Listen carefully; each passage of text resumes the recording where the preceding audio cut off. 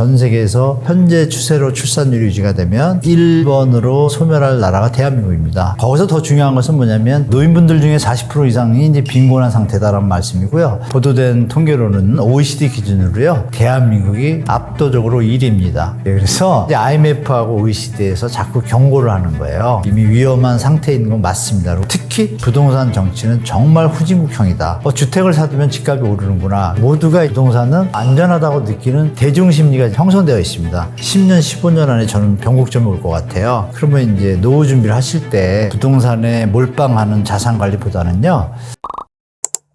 안녕하세요. 지식인사이드 구독자 여러분. 저는 대학에서 부동산 강의를 하고 그전에는 또 부동산 분야에서 현장에서 활동을 했던 한문도라고 합니다. 만나서 반갑고요. 항상 건강하시고 행복하시기 바라겠습니다.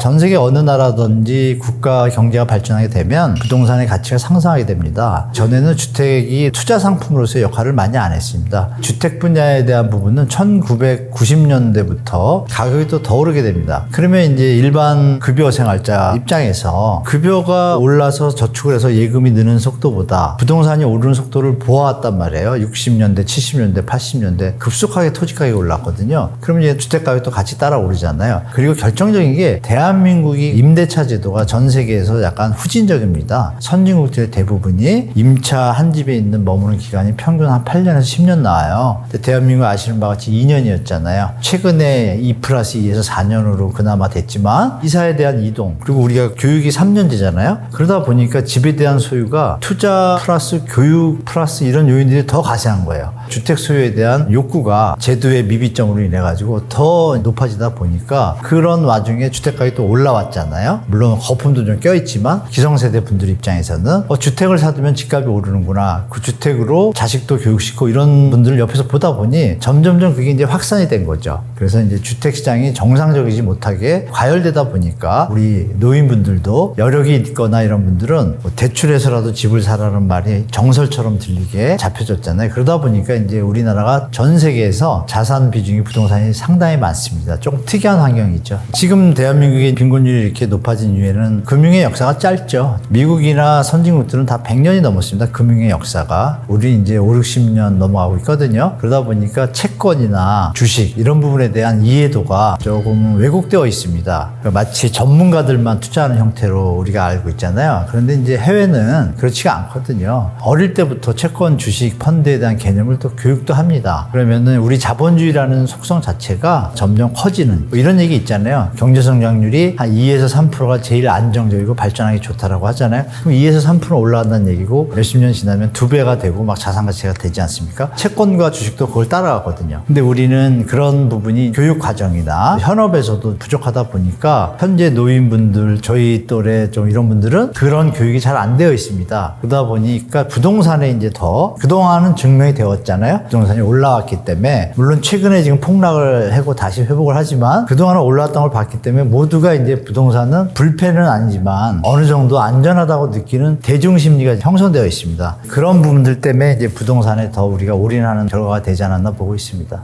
그 패러다임이 이제는 좀 변곡점을 맞이해가지고 미국, 영국 할 거 없이 대부분이요 금융자산이 더 많습니다. 부동산보다. 미국은 한 30% 수준이고요. 영국도 한 40%. 보통 50% 이하예요 다. 근데 대한민국은 한때는 70% 가져갔었고요. 최근에는 이제 부동산이 많이 좀 소화되면서 한 64%, 5% 정도거든요. 부동산 비중이 너무 많아요. 그러면은 인구가 감소하고 있지 않습니까? 그리고 또 패러다임이 변하는 것이 임대차 시장 제도가 좀 바뀐다고 하면 굳이 집을 꼭 사야 되나 이런 젊은 층도 많아요. 그런 것들이 이제 가사하게 되면 점점 전세 월세를 주거의 한 수단으로 안정적으로 보게 되면 주택 시장이 조금 하향 안정화될 수 있거든요. 그런 걸 대비해서 펀드는 100%가 아니더라도 채권이나 주식은 정상적인 성장주들은 투자를 하시고 그냥 계시면 기업이 성장하는 만큼 같이 자산 가치가 올라가거든요. 자산 분배 포트폴리오라고 있죠. 안정적인 3대3 정도가 돼야 되는데 333 그 부분이 우리가 지금 아직 부족해요. 그래서 뭐 60대 초반이나 이런 분들은 제 생각에 부동산을 장기 패러다임을 볼 때 10년 15년 안에 저는 변곡점이 올 것 같아요. 대비해서 부동산이 많이 가지고 계시다 하면 공부를 하셔가지고 채권에 좀 분산 투자를 하시고 예금 현금도 좀 보유하시고 이런 게 제일 안정적이고 해외도 다 그렇게 하고 있습니다. 그렇게 말씀드릴게요. 네.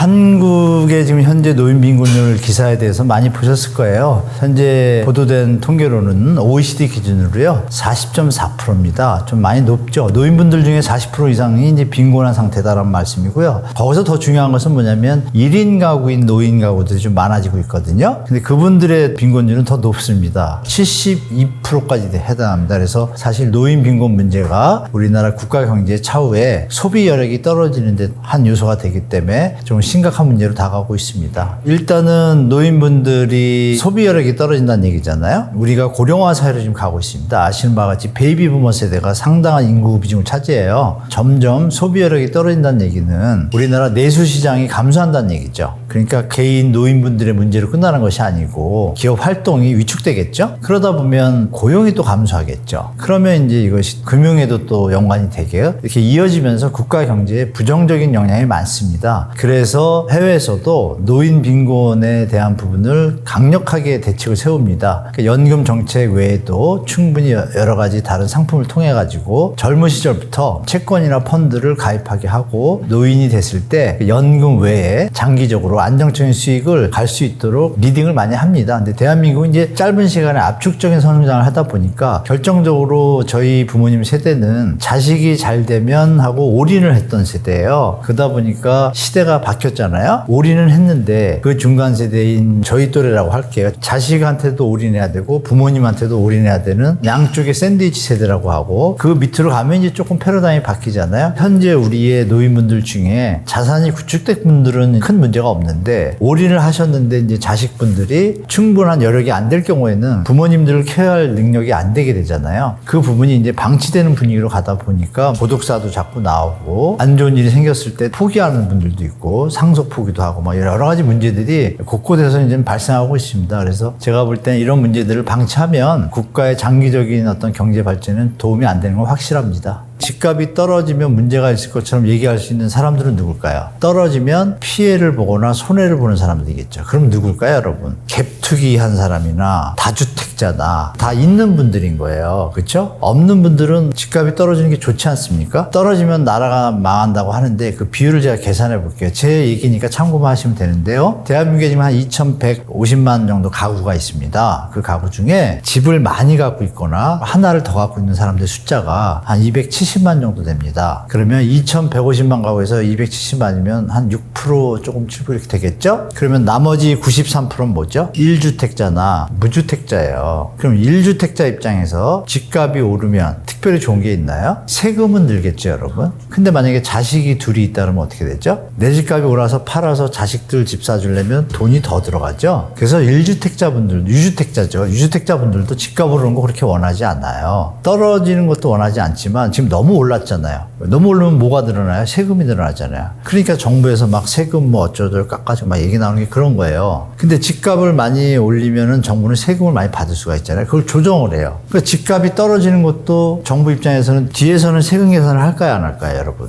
세수가 부족하면 좀 신경 쓰겠죠? 이런 게 물려 있습니다. 그러면 집값이 떨어지면 땅을 비싸게 사가지고 분양하려는 건설사들은 도움이 될까요, 안 될까요? 안 되는데 건설사가 집값 떨어지면 안 된다고 떠들면 누가 믿나요? 안 믿죠? 그래서 건설사들이 언론사 중에 꽤 되는 언론사들을 주식을 매입해서 대주주가 돼 있어요. 그럼 그 언론사들이 내놓은 기사는 뭐예요? 당연히 집값 떨어지면 안 된다고 하죠. 그거는 누굴 위한 거예요? 국민을 위한 소리가 아니죠. 자기 사주를 위한 소리라고 이해하는 게 맞겠죠, 여러분? 그러면 비율에서 제가 말씀드렸잖아요. 6, 7%의 사람을 위해서, 건설사를 위해서 떨어지지 말라고 하는 게 국가를 위한 얘기예요. 청년 미래 세대를 위한 얘기예요. 다 아닙니다. 정말 국가를 위한다는 그러면 전 세계가 지금 긴축을 들어간 것처럼 우리도 가야 되는데 정치하시는 분들이 포퓰리즘에 빠져가지고 그런 부분이 존재한다는 걸 시청자분들 다 아실 겁니다. 그래서 그런 기사들은 논고의 가치가 저는 없다고 봅니다. 만약에 떨어졌다고 가정할게요, 여러분. 집값이 떨어지면 은행하고 건설사들은 좀 어려울 수 있지만 그럼 기다렸다가 떨어진 상태에서 땅을 사서 지어서 팔면 떨어졌으니까 살 수 있는 사람이 생기죠. 원활하게 시장이 균형이 되잖아요. 그게 정상이지 않습니까? 대출도 정상적으로 하고 지금은 어떤 상태냐. 동맥경화처럼 아파트 분양 시장이 굳어져 버렸어요. 왜 이거 분양하면 될까 안 될까 그래서 분양을 자꾸 미루잖아요. 그러니까 건설사들이 떨어지면 안 된다고 해야 분양가를 또 높이잖아요. 근데 이게 팔릴 것 같지는 않단 말이에요. 여러 가지가 지금 좀 혼재돼 있잖아요. 그러면 제일 좋은 건 뭐예요? 그냥 시장을 놔두면 되는데 그런 기사들이 자꾸 나오고, 왜 나오는 이유는 그들의 입장도 이해돼요. 당연히 자본주의 사회니까 수익을 창출해야 되니까 우리 사장님들이 사업하는 게 있는데 자꾸 떨어져야 된다고 그럴 순 없잖아요. 입장은 충분히 이해돼요. 다만 떨어지지 말라고 막는 거는 말은 좀 잘못된 것이고, 너무 높았으니까 조정이 되는 게 필요한 시기이다, 이런 논조의 기사들이 좀 많이 나와줘야 대한민국의 미래가 밝지 않을까, 좀 기자분들한테 좀 부탁드려 봅니다. 네. 대한민국 정치는 완전 후진국이라고 저는 말씀드리겠습니다. 왜냐하면 모두가 느끼셨을 거예요. 국민을 위한 정책을 하는 게 아니라 정당을 위한 정치를 하는 게 많잖아요. 코스프레가 좀 많아요.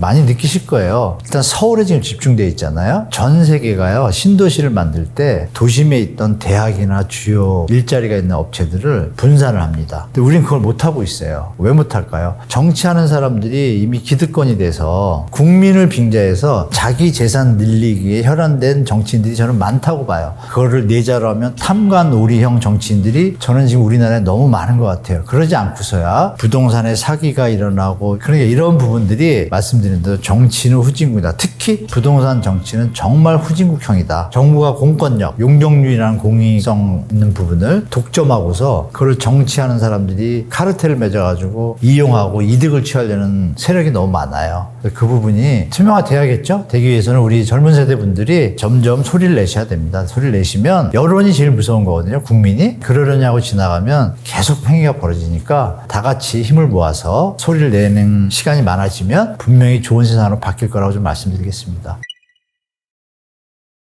우리 경제 상황이 요즘 무역 적자가 계속 오랫동안 적자 형태인데요. 일단 경제 상황이 적자가 이루어지는 원인이 중요하겠죠. 저출산, 고령화, 이 부분이 이제 소리 없이 이제 녹아들기 시작하는 거고요. 일단 생산 연령, 핵심 생산 연령 인구가 감소하기 시작했습니다. 성장의 동력이 우리가 선도 산업이라는 게 있지 않습니까? 특히 반도체가 요새 힘을 많이 못 쓰잖아요. 근데 그 부분이 전 세계 패권의 어떤 글로벌 게임에서 좀 샌드위치가 됐습니다. 외교도 중요한 것인데 그 부분에서 좀 아쉬운 부분이 좀 저는 있다고 보고, 우리나라 수출의 형태가 예전에는요, 미국이 한 60%만 이랬어요. 수출액에. 우리나라 수출로 나라를 유지하기 때문에 수출이 절대적입니다. 근데 지금 계속 16개월째 적자인데, 그 중에 포션을 보면 20년, 15년 전만 해도 미국이 거의 50%에 가깝고 유럽에 좀 이쪽에 치중됐었어요. 근데 지금은 완전히 역전됐습니다. 어떻게 됐냐면 아시아가 한 52% 가깝고요. 미국 20%가 좀 안 되고요. 유럽도 한 10%도 안 되고요. 나머지 이제 다변화됐습니다. 많이. 근데 다변화되는 그 변화 과정 중에 아시아에 지금 비중이 많아진 거예요. 특히 아시아는 인구가 늘어가는 대륙 중에 하나입니다. 아프리카는 좀 예외잖아요. 빼고 나머지 대륙들은 인구 감소 추세예요. 그런 경향을 보면은 결론은 인구가 늘어나는 곳에 이 장사를 해야 잘 될 텐데, 우리의 어떤 외교 방향이 정치적인 어떤 이념의 차이로 그쪽을 좀 멀리 하다 보니 본의 아니게 일선에서 일하는 민간 기업들에는 부정적인 효과가 돼서 실제로 중국의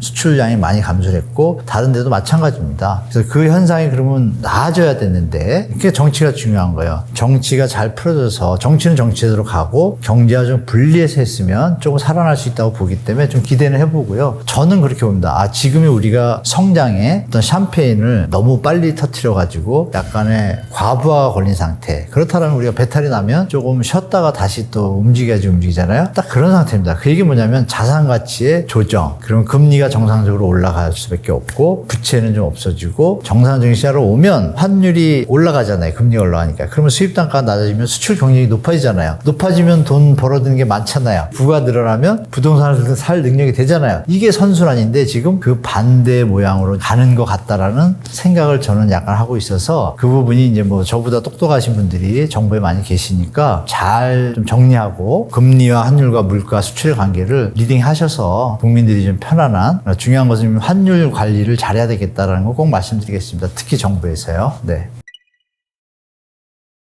지금 대한민국의 가계빚이 세계 1위다라는 기사를 많이 보셨을 거예요. 두 가지의 기준이 있습니다. GDP, 한 나라의 총생산량에 대한 가계부채 비율을 보는 것도 있고요. 가처분 소득 대비 부채 비율을 보는 게 있는데 둘 다 1등입니다. 단 전제 조건이 있습니다. 북유럽 4개국은요. 저희보다 부채 비율이 높습니다. 그런데 북유럽 4개국은 비교 대상에서 제외해야 되는데, 그 이유는 뭐냐면 거기는 세금을 거의 한 50%를 냅니다. 그래서 부채 비율이 더 높음에도 불구하고 부담 가능한 수준 수준인 거예요. 국가에서 충분히 연금을 주는 형태고 복지와 부채에 대한 부담 능력을 분산시켜 놔가지고 국가가 돌아가는데 큰 문제가 없게 해놨습니다. 근데 우리는 그런 체제를 못 갖췄거든요. 그런 체제를 갖춘 나라를 빼고 일반적으로 지금 이제 OECD 대부분의 국가들 중에서는 대한민국이 압도적으로 1위입니다. 그래서 가처분 소득도 그렇고 GDP도 그렇고 1년에 한 3천만 원을 벌어요. 근데 이자 낼 돈이 1,500만 원이면 쓸 돈이 1,500이잖아요. 부채가 많아진다는 얘기는 뭐예요? 1,500만 원이 아니라 2천만 원을 갖고 1,000만 원만 쓰게 되잖아요.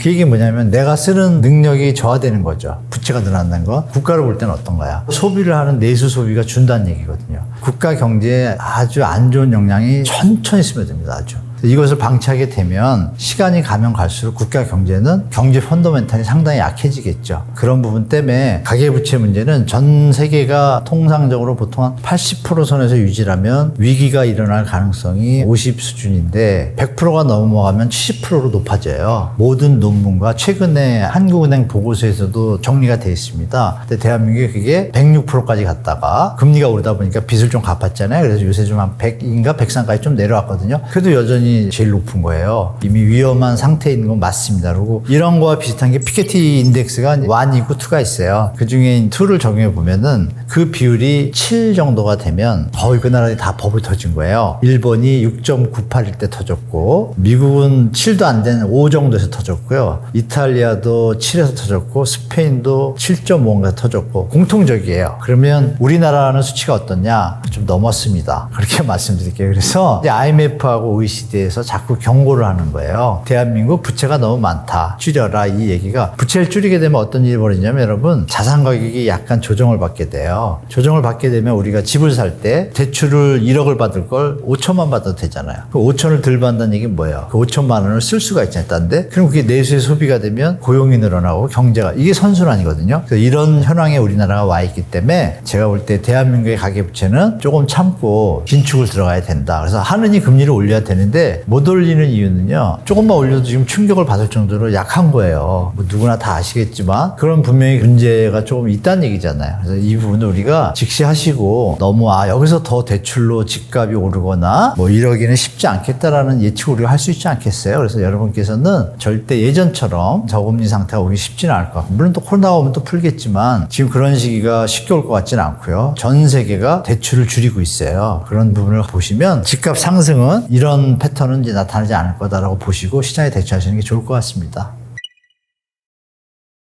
요즘 이제 우리 제 선배님들 말고 저도 이제 또 노인이 될 텐데요. 제가 지내본 짧은 제 지식으로는 아름다운 노인이 되기 위해서는 부동산에 몰빵하는 자산 관리보다는요. 자산 분배를 좀 해야 될 것 같습니다. 특히 미래지향적인 산업들 있잖아요. 뭐 항공산업이라든지 2차 전지 산업 이런데 주식을 좀 배분을 하시고 부동산이 많으면 좀 처분해서 배분하고 없으신 분들은 부동산을 하나 만드시는 게 우선이고 부동산도 힘들다 그러면 채권과 지금 말씀드린 가치 주식을 하시고 연금 있잖아요. 이렇게 세 가지를 분배하시면 되는데 앞으로의 시장에서 중요한 것은 우리가 부동산이 많다 보니까 특히 이제 일부 분들이 많이 갖고 계시잖아요. 그분들한테 드리고 싶은 말씀은 시장이 이제 변하고 있습니다. 어떻게 변하냐? 자연인구 감소하잖아요. 대한민국이. 그리고 아시겠지만 모 교수가 얘기했잖아요. 전 세계에서 현재 추세로 출산율이 유지가 되면 1번으로 소멸할 나라가 대한민국입니다. 그 데이터에 의하면 그럼 출산율을 장려해야 되는 입장인데 쉽지 않습니다. 그 얘기는 뭐냐면 앞으로 주택시장의 수요가 적어진다는 얘기죠. 그러면 이제 노후 준비를 하실 때 나는 집이 두 채에서 충분해 라고 오판하시면 안 된다는 얘기죠. 집값이 떨어지고 특히나 뭐 전세 대출을 줬다 했을 때 역전세가 나고 이러면 역전이 됩니다. 상황이 자산 가치가. 그러면 어려운 일을 당하시기 때문에 지금이라도 냉정하게 판단하셔가지고 특히 10년 뒤부터는요. 한 해에 30에서 50만씩 인구가 줍니다. 근데 그 인구가 주는 대상이 누구예요? 어르신들이거든요. 70대 80대. 근데 그분들이 재산이 많아요. 그 재산들이 매물로 또 나올 거 아니에요. 이런 거를 유치해보고 중요한 것도 뒤에서 사주는 젊은 세대가 적어지고 있어요. 그냥 완룸에 살고 요즘 라이프 스타일도 변했잖아요. 뭐 어줍잖게 집값에 치이면서 결혼 생활을 하느니 국가에서 뭐 아기 낳는 거 도와주는 것도 아니고 그냥 나 혼자 살다 가겠다는 젊은이들의 보이지 않는 그런 모습들이 지금 나타나지 않습니까? 그러면 그 얘기는 뭐예요? 32평,